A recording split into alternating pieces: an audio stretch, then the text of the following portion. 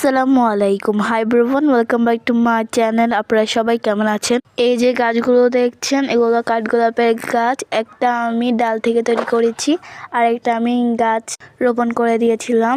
এগুলো মাটির মধ্যে রোপণ করা ছিল, কিন্তু এগুলো তেমন ভালো গ্রোথ দেখতে পাচ্ছিলাম না, তাই ভাবলাম এগুলো টপের মধ্যে রোপণ করে দিই। একটা গাছের শিকড়ে দেখলাম সাদা সাদা যে রস বের হয়, এগুলো বেরোচ্ছিল। এরপর আমি ওই জায়গাটার মধ্যে একটু হলুদ দিয়ে দিয়েছি, যাতে ওই জায়গাটা পচে না যায়।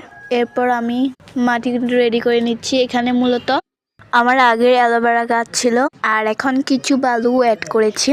আমি যেহেতু বালতি মধ্যে রোপণ করব, তাই বালতিটাকে আগে ছাদে উঠিয়ে নিলাম। এরপর আমি মাটিগুলোকে ঢেলে দিয়েছি, আর এখন আমি কাঠগোলাপ গাছগুলোকে রোপণ করবো। সেই জন্য আমি ছাদের এক পাশে সুন্দর একটা কর্নার বেছে নিলাম এবং বালতিটাকে এখানে বসিয়ে দিয়েছি সুন্দর করে। এরপর আমি এখন গাছগুলো ভালোভাবে বসানো শেষ। আমি এখন পানি দিয়ে দিব। দোয়া করেন যাতে গাছগুলো টিকে যায়। তো আল্লাহ হাফেজ।